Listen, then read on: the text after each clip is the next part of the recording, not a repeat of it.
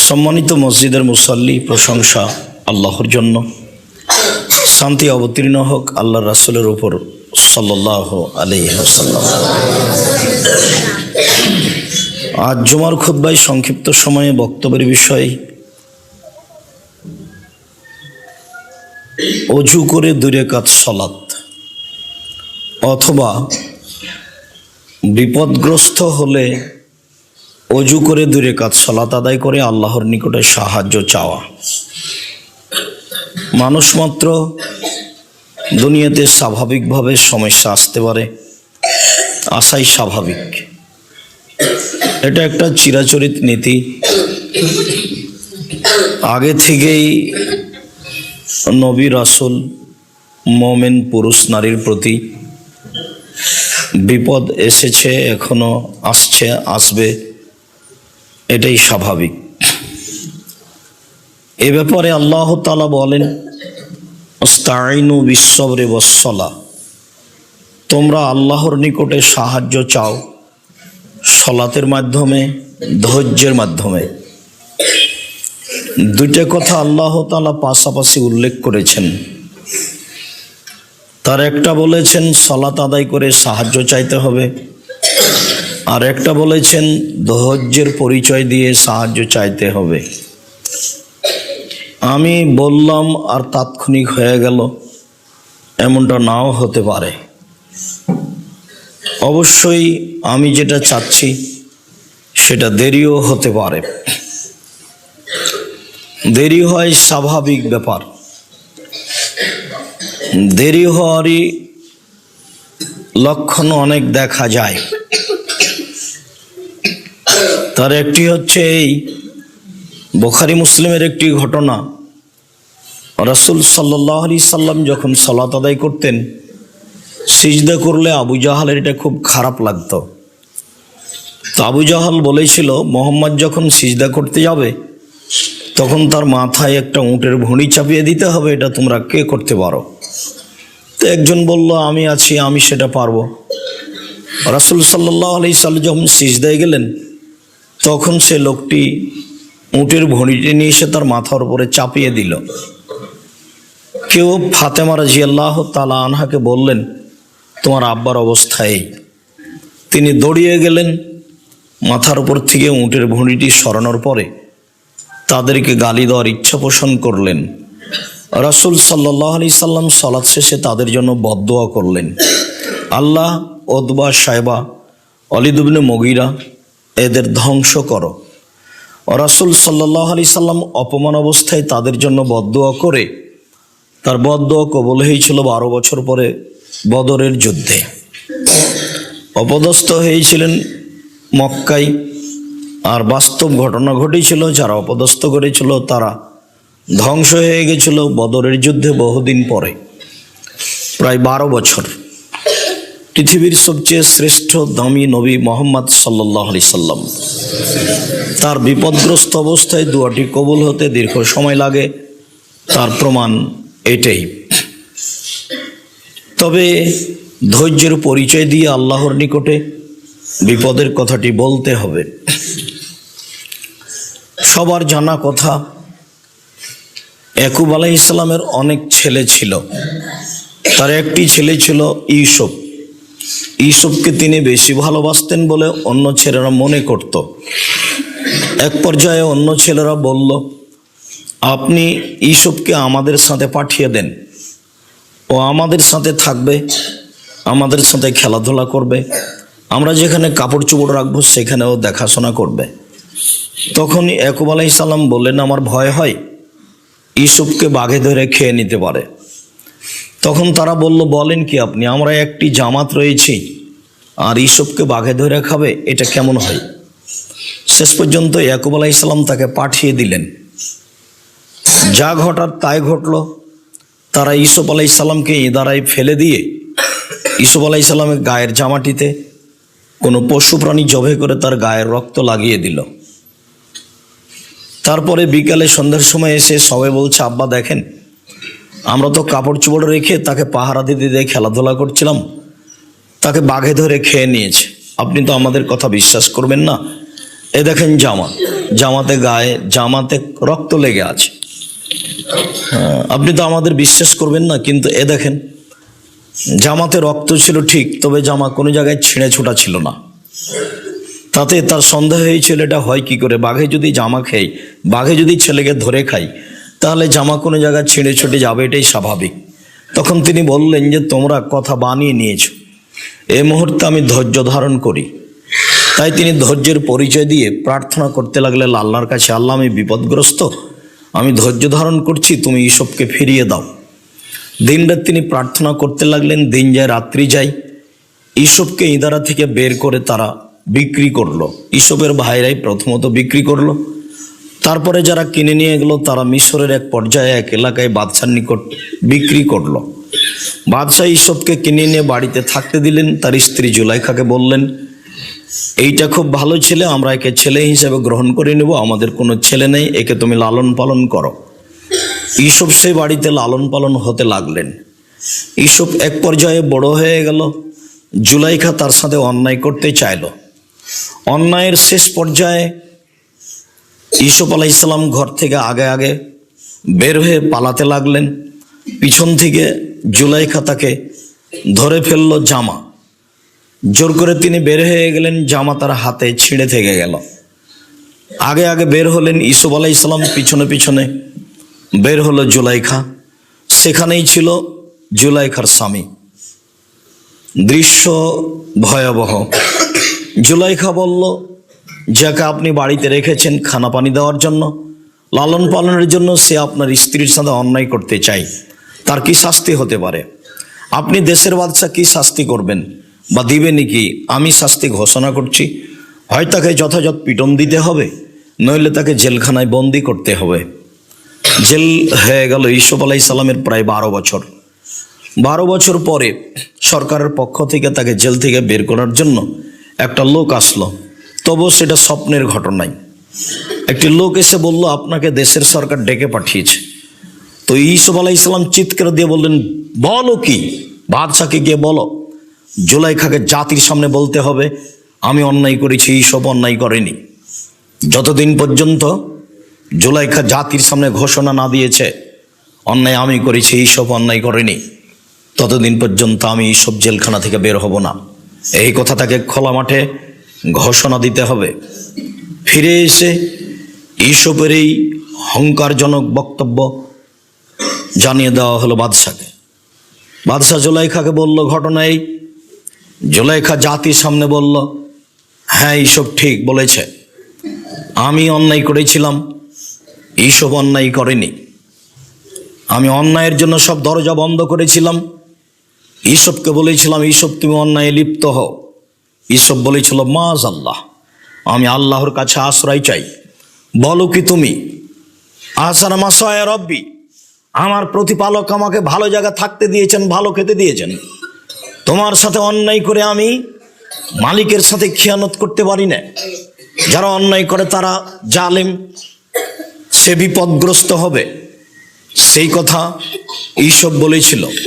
আমি নিজে থেকে তাকে ভুল পথে নিয়ে যাওয়ার জন্য প্রাণপণে চেষ্টা করেছিলাম। ইসব অন্যায় করেনি, এ কথাই ঠিক। এই ঘোষণা দিয়ে ইসব জেলখানা থেকে বের হলেন। বাদশাহ তাকে সমর্থন করল, দায়িত্ব দিয়ে দিল। ইসুফ আলাইহিসসালাম এক পর্যায়ে পিতামাতাকে ডেকে পাঠালেন। ভাইয়ের ও পিতামাতা ইসবের সাথে সাক্ষাৎ করলেন। সবাই এক পর্যায়ে পরস্পরের সাক্ষাৎ হলো। বলছিলাম, ইয়াকুব আলাইহিসসালাম কান্নাকাটি করছিলেন, বিপদে পড়ে দোয়া করছিলেন, ছেলে হারিয়ে গেছে। দোয়া করতে করতে চোখের পানি আর নেই, চোখে তিনি ভালো দেখতে পেতেন না। এক পর্যায়ে ইসবকে পেয়ে গেলেন, চোখ তিনি ফিরিয়ে গেলেন। অনুমান করা যায় তিনি বিপদগ্রস্ত হয়ে দোয়া করেছিলেন প্রায় 25 বছর যাবৎ। 20 থেকে 25 থেকে 30 বছর যাবৎ দোয়া প্রার্থনা করার পরে তার দোয়া কবুল হয়েছিল। তিনি ছেলেকে ফিরিয়ে পেয়েছিলেন। বিপদগ্রস্ত অবস্থায় দোয়া করলেই তাৎক্ষণিক দোয়া কবুল হবে তা নাও হতে পারে, দেরিও হতে পারে। যার কারণেই আয়েশা বলেছিলেন, আমার ধৈর্য ইউসুফের ধৈর্য। আয়েশা রাদিয়াল্লাহু তাআলা আনহা তার খালাকে সাথে নিয়ে বাইরে টয়লেটে গেছিলেন। তখন সাধারণত মাঠে পেশাব পায়খানা করা হতো, খালার সাথে তিনি পেশাব পায়খানা করে ফিরে আসছেন। তার খালা হঠাৎ করে পায়ে কাপড় বেঁধে পড়ে গেলেন। পড়ে গিয়ে বলছেন, মেস্তা ধ্বংস হোক। মেস্তাই হচ্ছে তার ছেলে, কিন্তু মেস্তা ছিলেন বাদরি সাহাবী। আয়েশা রাদিয়াল্লাহু তাআলা আনহা শিক্ষিতের সাথে বুদ্ধিমতী মহিলা, তিনি চট করে খেপে বললেন, বলেন কি খালা? মেস্তা হচ্ছে বাদরি সাহাবী, তিনি বদরের যুদ্ধে উপস্থিত ছিলেন। তাদের ব্যাপারে রাসূল সাল্লাল্লাহু আলাইহি সাল্লাম বলেছেন, আল্লাহ তাআলা বলেন, এ মালুম আসে তুম কাদ গাফারতু লাকুম, এই বদরের যুদ্ধে উপস্থিত যোদ্ধারা সাহাবীরা, আমি আল্লাহ তোমাদের সব পাপ ক্ষমা করে দিয়েছি, তোমাদের যা ইচ্ছা তাই করো। বাদরি সাহাবী হচ্ছে এত উন্নত মানের, এত সম্মানী সাহাবী, আপনি তার ব্যাপারে বলছেন মেস্তা ধ্বংস হোক। খালা বলেন কি কথা? তখন খালা বলছেন, তুমি কি জানো ঘটনা কি? ঘটনা কি খালা? তুমি নাকি অন্যায় করেছো সাফনের মুআত্তালের সাথে, সেই কথা মেস্তা বলে বেড়াচ্ছে। তাই আমি অন্যায় করেছি, অশ্লীল কাজ করেছি, এই কথা মেস্তা বলে বেড়াচ্ছে? হ্যাঁ, এই কথা মেস্তা বলে বেড়াচ্ছে। আচ্ছা খালা, এই কথা কি আমার আব্বা শুনেছেন? হ্যাঁ, তোমার আব্বা শুনেছেন। আচ্ছা খালা, এই কথা কি আমার আম্মা শুনেছেন? হ্যাঁ, তোমার আম্মা শুনেছেন। আচ্ছা খালা, এই কথা কি মুহাম্মদ সাল্লাল্লাহু আলাইহি সাল্লাম শুনেছেন? হ্যাঁ, তোমার নবী মুহাম্মদ সাল্লাল্লাহু আলাইহি সাল্লামও শুনেছেন। এবার যখন মুহাম্মদ সাল্লাল্লাহু আলাইহি সাল্লাম বাড়িতে আসলেন, তখন তিনি বললেন, আমাকে আমার আব্বার বাসায় চলে যাওয়ার অনুমতি দেন। তিনি তার পিতার বাসায় চলে গেলেন। এক পর্যায়ে এসে মুহাম্মদ সাল্লাল্লাহু আলাইহি সাল্লাম আয়েশাকে বললেন, আয়েশা, তুমি যদি অন্যায় করে থাকো তাহলে বলো আমি অন্যায় করেছি, আর যদি না করে থাকো তাহলে বলো আমি অন্যায় করিনি। তখন আয়েশা রাদিয়াল্লাহু তাআলা আনহা বলছেন, বলেন কি আপনি? আমি যদি বলি আজকে না, তাহলে জনগণ বলবে কইরা বলছে না, আর আমি যদি বলি হ্যাঁ, তাহলে মিথ্যা হবে সত্য। আপনি আমাকে এভাবে কথা বলেন মানে? আমি আয়েশা যদি আজকে বলি না, আমি অশ্লীল কাজ করিনি, তাহলে জনগণ বলবে না না, ও করে বলছে না, আর আমি যদি বলি হ্যাঁ, তাহলে মিথ্যা হবে সত্য। আমি কোনটাই বলতে পারি না। সাবরি কা সাবরে আবে ঈসব, আমার ধৈর্য ঈসবের বাপের ধৈর্যের মতো।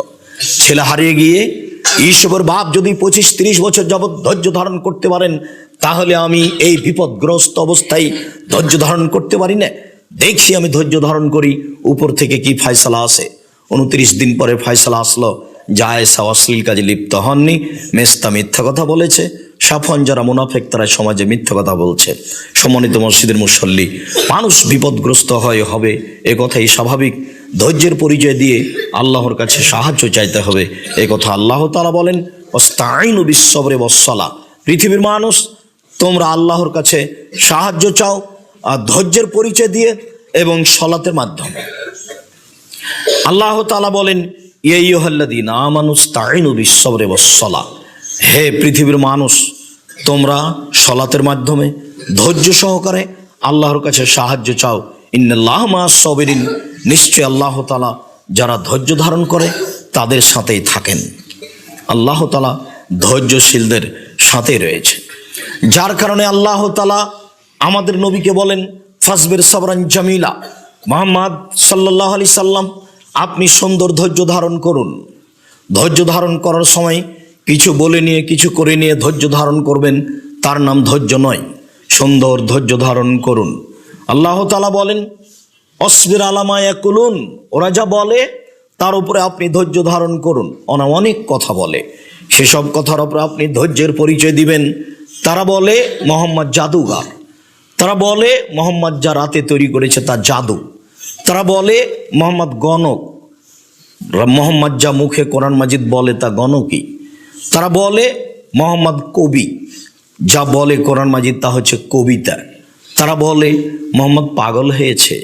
ছি ছি ছি ছি ছি ছি, ও বলছে 360 জন মাবুদ নয়, মাত্র একজন, সেও সপ্তম আকাশের উপরে আছে। এই কথা কি আর মানা যায়? তাকে দেশ থেকে তাড়িয়ে দাও, তাকে জেলখানায় বন্দি করে দাও, তাকে হত্যা করো, তার গায়ে কুকুর লাগিয়ে দাও। সে কুলাঙ্গার জাতির জন্য, পরিবারের জন্য, বংশের জন্য সে কুলাঙ্গার। তাকে হত্যা করো, তাকে জেলখানায় বন্দি করো, তাকে দেশ থেকে তাড়িয়ে দাও। ছি ছি ছি ছি, এটা হয় কি করে? এটা একটা বিরাট আশ্চর্য। 300 জন মাহবুদ, 360 জন মাহবুদ, একজন হয় কি করে? ও পাগল হয়েছে, তার মাথা বিকৃত হয়েছে, ওকে উপরিতে ধরেছে, ওকে জিনে ধরেছে। সবাই বলছে ও পাগল হয়েছে। আল্লাহ তাআলা বলছেন, ওমা সাহিবুকুম বিমাজনুন, তোমাদের সঙ্গী পাগল নন। জামাদ ইবনে সালাবা একজন কবিরাজ, জিনে ধরলে উপরিতে ধরলে ভালো করতে পারে। সে তার আত্মীয় স্বজনের কাছে এসে বলছে, শুনছি মোহাম্মদ নাকি পাগল হয়েছে। কোথায় সে? ওকে নাকি জিনে ধরেছে। ওই যে মোহাম্মদ, ওকে জিনে ধরেছে, ওকে ওপরিতে ধরেছে, ও পাগল হয়েছে। সে লোকটি মোহাম্মদের কাছে গিয়ে বলছে, তোমাকে নাকি ওপরিতে ধরেছে, তোমাকে নাকি জিনে ধরেছে, তুমি নাকি পাগল হয়েছ, তোমার মস্তিষ্ক নাকি বিকৃত হয়েছে। আমি পাগলামি ভালো করতে পারি, আমি কিছু বলতে পারি? তো জামাদ ইবনে সালাবার এই কথার উত্তরে মুহাম্মদ সাল্লাল্লাহু আলাইহি সাল্লাম কথা বলবেন। তাই বলছেন, ইন্নাল হামদালিল্লাহ নাহমাদুহু ওয়া নাস্তাইনুহু ওয়া নাস্তাগফিরুহু। শেষ পর্যন্ত বলতে না বলতেই কবিরাজ বলছে, ইকরা মারাতান উকরা। আবার পড়েন তো আপনি কি বললেন, কি পড়েন তো আপনি, আবার পড়েন তো কি পড়লেন। তখন আমাদের নবী মুহাম্মদ সাল্লাল্লাহু আলাইহি সাল্লাম আবার পড়লেন, ইন্নাল হামদালিল্লাহ নাহমাদুহু ওয়া নাস্তাইনুহু ওয়া নাস্তাগফিরুহু। শেষ পর্যন্ত পড়তে পড়তে এই কবিরাজ বলছে, আশহাদু আল্লা ইলাহা ইল্লাল্লাহ ওয়া আশহাদু আন্না মুহাম্মাদুর রাসূলুল্লাহ। আমি সাক্ষ্য দিচ্ছি আল্লাহ ছাড়া কোনো মাবুদ নেই, আমি সাক্ষ্য দিচ্ছি মুহাম্মদ আল্লাহর রাসূল। কবিরাজ বুঝতে পারলো পাগলামি আমার ভিতরে আছে, মুহাম্মদ সাল্লাল্লাহু আলাইহি সাল্লামের ভিতরে পাগলামি নেই। ধৈর্যের পরিচয় দিয়েই তাকে দিন কাটাতে হয়েছে। পৃথিবীর সবচেয়ে দামি মানুষ, যা তিনি বলবেন আল্লাহ তাআলা তাই কবুল করবেন। তবু তিনি পরিস্থিতি অনুযায়ী কাজ করেছেন, তিনি ধৈর্যের পরিচয় দিয়ে থেকেছেন যা আল্লাহ তাআলা বলেন। সম্মানিত মসজিদের মুসল্লি, ধৈর্য একটি গুরুত্বপূর্ণ বিষয় যা আল্লাহ তাআলা কোরআন মাজিদে বহু জায়গায় বলেছেন। তাই তিনি বলেছেন, তোমরা বিপদগ্রস্ত হলে আল্লাহর কাছে সাহায্য চাও ধৈর্যের সহিত। 2 রাকাত সালাত আদায় করে সাহায্য চাও। উসমান রাদিয়াল্লাহু তাআলা আনহু বলেন, রাসূল সাল্লাল্লাহু আলাইহি সাল্লামের ওযু করে তিনি দেখিয়ে বলছেন, মান তাওয়াজ্জা ওযুই হাজা। আমি যেভাবে ওযু করলাম এইভাবে যদি কোনো মানুষ ওযু করে, ওয়াসাল্লা রাকাতাইন, তারপর 2 রাকাত সালাত আদায় করে, লা ইউহাদ্দিসু ফীহিমা নাফসাহু, আর 2 রাকাত সালাত আদায় করতে গিয়ে মনে মনে কিছু না বলে, গফির লাহু মা তাকাদ্দামা মিন জামবিহি, তাহলে আল্লাহ তাআলা তার অতীতের সব পাপ ক্ষমা করে দিবেন। মনে প্রাণে ভয় ভীতি নিয়ে যদি মানুষ 2 রাকাত সালাত আদায় করে আর তার মনের কথাটা বলে, তাহলে আল্লাহ তাআলা সেটা কবুল করবেন এবং তার পাপকে ক্ষমা করে দিবেন। উকবা ইবনে আমির রাদিয়াল্লাহু তাআলা আনহু বলেন, রাসূল সাল্লাল্লাহু আলাইহি ওয়াসাল্লাম বলেছেন, মা মিন মুসলিমিন ইয়াতাওয়াদ্দাউ ফাইসিনুল উজুয়া। যে কোনো মুসলিম পুরুষ নারী ওযু করে, সুন্দর করে ওযু করে, ইসাল্লি রাকাতাইন, 2 রাকাত সালাত আদায় করে, মুকবিলান আলাইহিমা বিকলবিহি ওয়াজহিহি, মনে প্রাণে ভয় ভীতি নিয়ে আল্লাহকে সন্তুষ্ট করার জন্য সুন্দর করে ওযু করে মনে প্রাণে ভয় ভীতি নিয়ে যদি 2 রাকাত সালাত আদায় করে, ওয়াজাবাত লাহুল জান্নাহ, তার জন্য জান্নাত জরুরি হয়ে যাবে, সে তার উদ্দেশ্যে পৌঁছে যেতে পারবে। সম্মানিত মসজিদের মুসল্লি, রাসূল সাল্লাল্লাহু আলাইহি সাল্লাম এই কথাই বলেন। তিনি বলেন, মান সাল্লা রাকাতাইন, কেউ যদি ওযু করার পরে 2 রাকাত সালাত আদায় করে, ওয়ালাম ইয়াসু ফীহিমা, আর 2 রাকাত সালাতে যদি অলসতা না করে, গাফেল না হয়, বেখেয়াল না হয়, কেননা আল্লাহু আকবার বলার সাথে সাথে শয়তান তাকে চতুর্দিক থেকে ঘিরে ধরবে। এই কথা স্মরণ করো, সেই কথা স্মরণ করো। আল্লাহু আকবার বলার পরে দেখবে যে আমি অনেকক্ষণ পরে দেখছি, ওহ আমি তো সালাত আদায় করছি, তার মানে কোথা থেকে কোথায় চলে গেছে। রাসূল সাল্লাল্লাহু আলাইহি সাল্লাম বলেন, কেউ যদি মনে প্রাণে ভয় ভীতি নিয়ে অলসতা ছাড়াই 2 রাকাত সালাত আদায় করে, তাহলে তার অতীতের সব পাপ ক্ষমা হয়ে যাবে। সম্মানিত মসজিদের মুসল্লি, মানুষ যদি বিপদগ্রস্ত হয়ে 2 রাকাত সালাত আদায় করে আল্লাহর কাছে কিছু বলে, তাহলে তা কবুল করবেন, এ কথা রাসূল সাল্লাল্লাহু আলাইহি সাল্লাম বলেন। বুরায়দা রাদিয়াল্লাহু তাআলা আনহু বলেন, আসবাহা রাসূলুল্লাহ সাল্লাল্লাহু আলাইহি সাল্লাম, একদা আল্লাহ রাসূল সকাল করলেন, ফজরের সালাত আদায় করলেন, দা বেলালান, তারপর বেলালকে ডাকলেন, এই বাচ্চা, ও বাচ্চা কথা বলছে কেন, তোমরা খেয়াল করছো না? রাসূল সাল্লাল্লাহু আলাইহি ওয়াসাল্লাম বলেন, একদা রাসূল সাল্লাল্লাহু আলাইহি সাল্লাম ফজরের সালাতের পরে বেলালকে ডেকে বলছেন, বেলাল, লেমা সাবাক্তানি ইলাল জান্নাহ, তুমি কিভাবে আমার আগে জান্নাতে চলে গেলে? কুল্লামা দাখালতুল জান্নাতা সামাইতু খাসখাসাতা নালাক আমামি, আমি যতবার জান্নাতে প্রবেশ করি ততবারই দেখি তুমি আমার আগে আগে জুতা পায়ে দিয়ে হাঁটো। আমি তোমার জুতার শব্দ শুনতে পাই, তুমি আমার আগে হাঁটছ। বলো তো বেলাল, তুমি কি করো এমন যার কারণে তুমি আগে চলে যাও? তোমার ধারণায় কি এমন আমল আছে যে আমলের ভিত্তিতে তুমি আমার আগে আগে জান্নাতে হাঁটো? যতবারই আমি জান্নাতে প্রবেশ করি, স্বপ্ন যোগে আমি জান্নাতে প্রবেশ করি, দেখি তুমি আমার আগে হাঁটছো জুতা পায়ে দিয়ে। বিষয়টি কি? কিভাবে তুমি এটা করো? তোমার কি আমল রয়েছে? তো বেলাল রাদিয়াল্লাহু তাআলা আনহু বলছেন, এমন তো কোনো আমল আমার জানা নেই যে আমলের প্রতি আমি আশাবাদী, যে সে আমলের ভিত্তিতে আমি আপনার আগে জান্নাতে জুতা পায়ে দিয়ে হাঁটবো। তবে কুল্লামা আযানতু সাল্লাইতু রাকাতাইন, যতবার আমি আজান দিই ততবার আমি 2 রাকাত সালাত আদায় করি।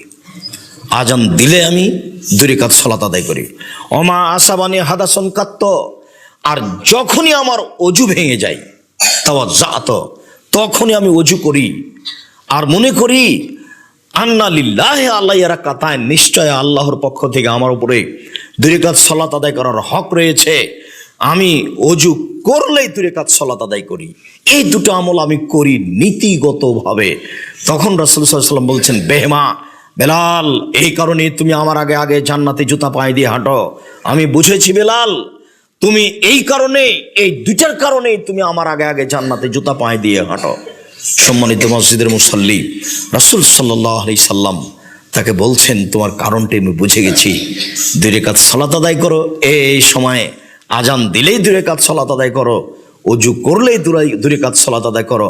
তার বিনিময়ে তো তুমি আমার আগে জান্নাতে জুতা পায়ে দিয়ে হাঁটছ। সম্মানিত মসজিদের মুসল্লি, আল্লাহকে সন্তুষ্ট করার জন্য যদি সুন্দর করে অজু করে 2 রাকাত সালাত আদায় করেন, আপনার উদ্দেশ্য সফল হবে এবং আপনি জান্নাতে যাওয়ার সফলতা অর্জন করতে পারবেন। আল্লাহ আপনাকে তৌফিক দান করুক, আমাদের তৌফিক দান করুক। আল্লাহুম্মা আমিন। আল্লাহুম্মা সাল্লি আলাইহি ওয়া বারিক আলাইহি। আলহামদুলিল্লাহি ওয়াহদা ওয়াসসালাতু ওয়াসসালামু আলা মান লা নাবিয়্যা বাদা। সম্মানিত মসজিদের মুসল্লি, আল্লাহ তাআলা যেভাবে বলেন, তোমরা আল্লাহর কাছে সাহায্য চাও 2 রাকাত সালাতের মাধ্যমে ধৈর্য সহকারে। চাইলেই কবুল হয় না 3টি কারণে দেরি হতে পারে। আবু হুরায়রা রাদিয়াল্লাহু তাআলা আনহু বলেন, রাসূল সাল্লাল্লাহু আলাইহি সাল্লাম বলেছেন, ইস্তাজাবু লিল আবদ, মানুষের দোয়া কবুল করা হয়, তবে ইল্লা বিইসমিন, পাপের দোয়া করলে আল্লাহ তাআলা কবুল করেন না। ওয়া কাতিয়াতে রাহিমিন, আত্মীয়তা সম্পর্ক ছিন্ন করার দোয়া করলে আল্লাহ কবুল করেন না। অলিস্তেজাল, দোয়া করতে তাড়াহুড়া করলে আল্লাহ মানুষের দোয়া কবুল করেন না।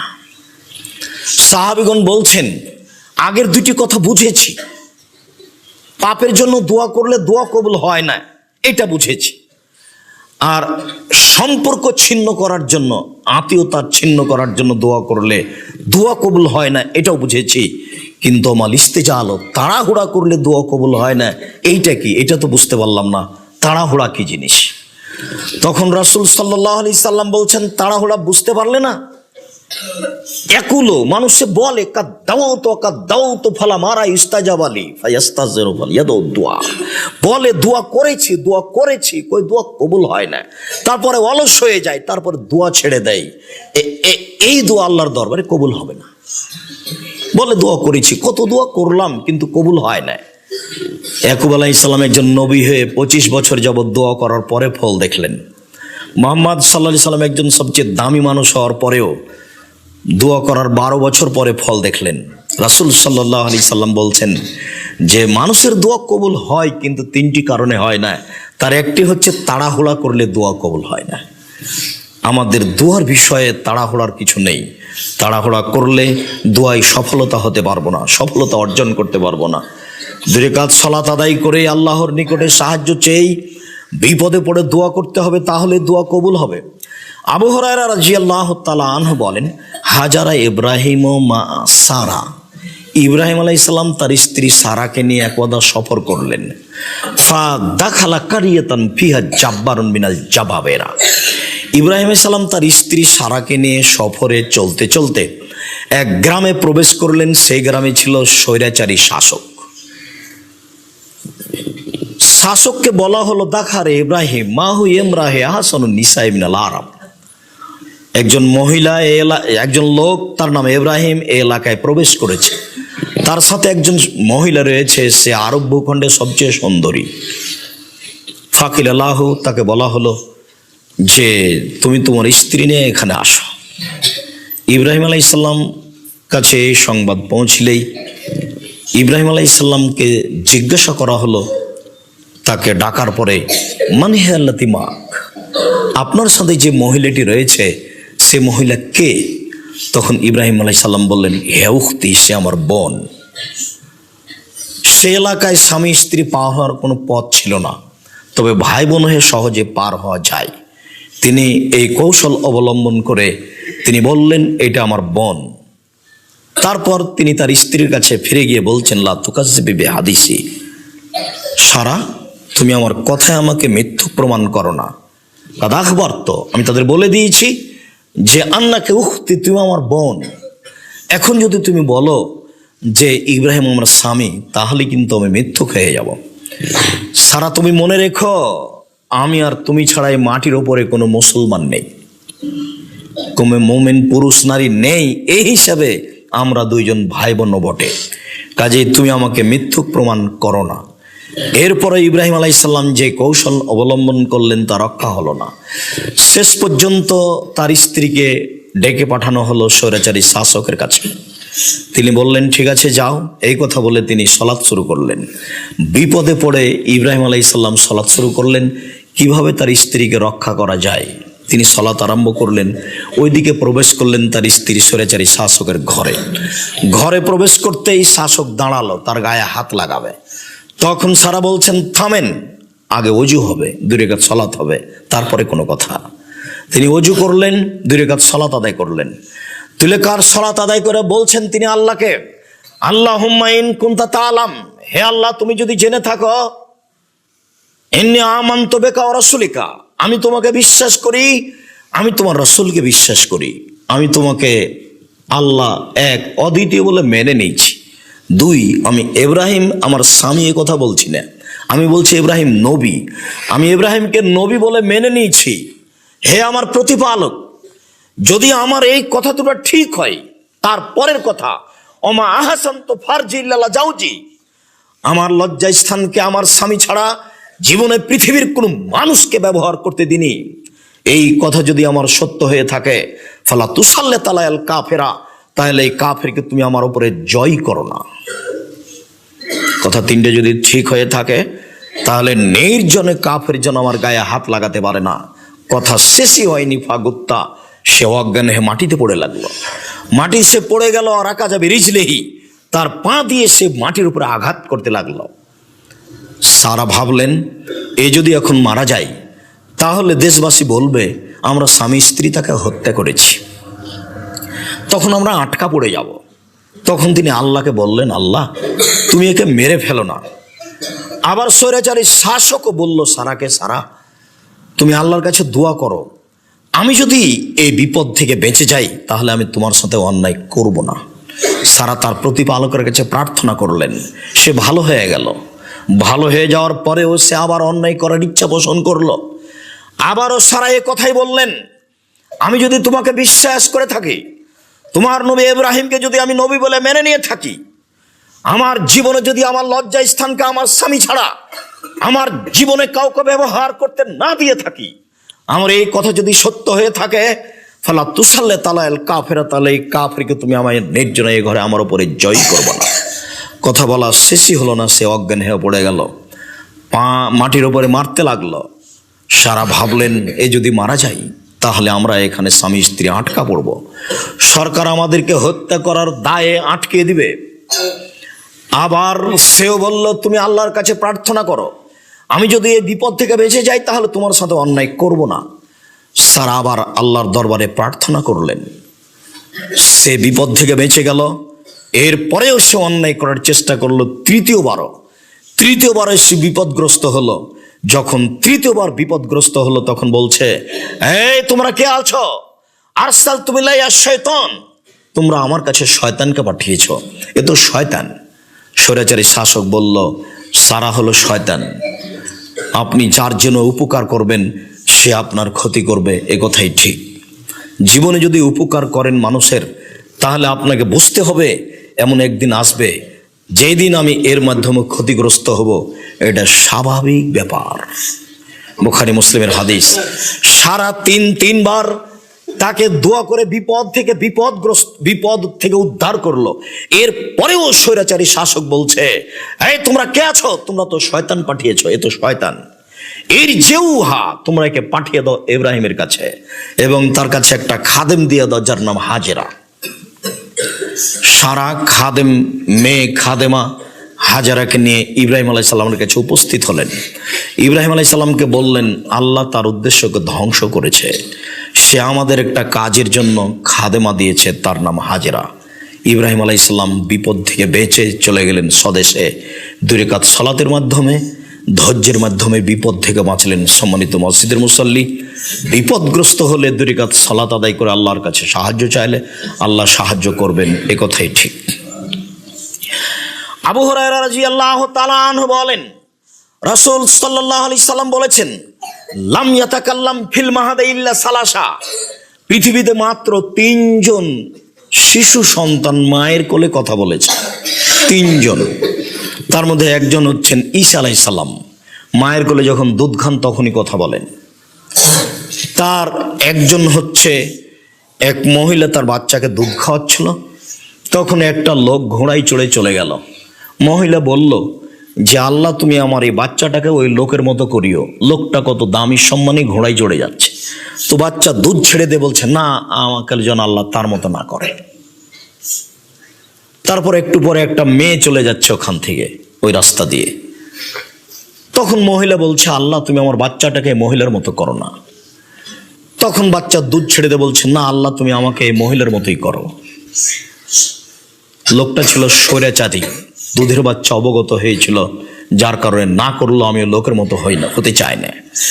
আর এই মহিলাটি ছিল ভালো, তার উপরে অপবাদ দেওয়া হয়েছিল, সতীসাধ্যী নারী। অপবাদ দেওয়ার কারণে তাকে এলাকা থেকে চলে যেতে বলা হচ্ছে, অথচ সে খুব পরহেজগার নারী।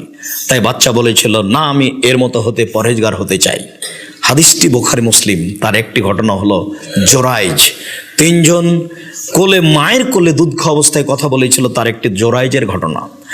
জোরাইজ তার গির্জা ঘরে সালাত আদায় করছিল। ফাজাতহু উম্মুহু, এই সময় তার মা চলে আসলো। ফাদাতহু, তার মা তাকে ডাকলো, জোরাইজ, জোরাইজ।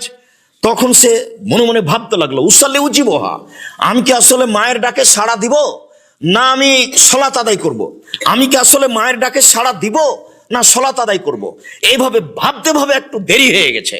যখন দেরি হয়ে গেছে তখন তার মা ছেলের উপরে বদদোয়া করে বলছে, আল্লাহুম্মা লা তুমিতুরিহু জুহাল মুমিসাত, আল্লাহ তুমি এই ছেলের মরণ দিও না। যতক্ষণ পর্যন্ত পতিতালয়ের মহিলার মুখ না দেখেছে ততদিন পর্যন্ত এই ছেলের তুমি মরণ দিও না।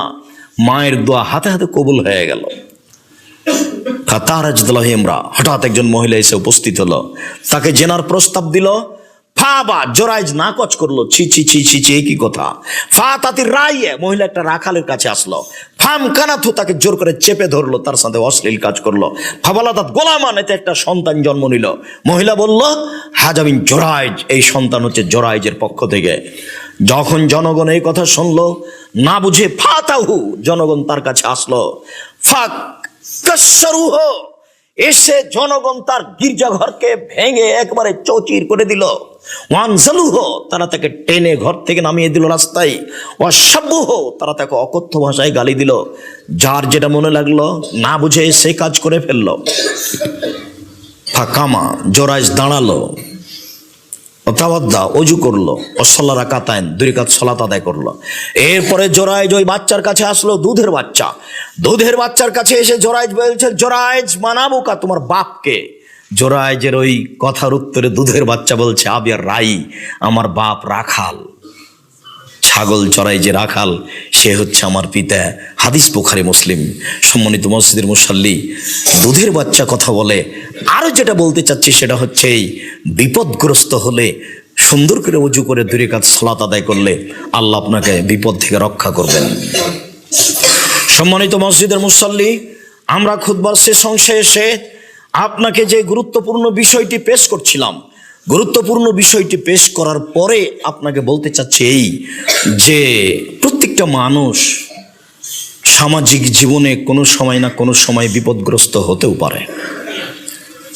যদি কোনো সময় এরকম পর্যায়ে চলে আসে তাহলে 2 রাকাত সালাত আদায় করে ধৈর্যের মাধ্যমে আল্লাহর কাছে সাহায্য চাইলে সাহায্য পাবেন ইনশাআল্লাহ। আমরাও ছাত্র শিক্ষক এখানে আল্লাহর দরবারে প্রার্থনা করে বলছি, আল্লাহ আমরাও সময়ে বিপদগ্রস্ত হচ্ছি, যদি এরকম বিপদ আমাদের সামনে চলে আসে তাহলে আমরা যেন তোমার কাছে 2 রাকাত সালাত আদায় করে তোমার দরবারে সাহায্য চাইতে পারি, এই তৌফিক তুমি দান করো।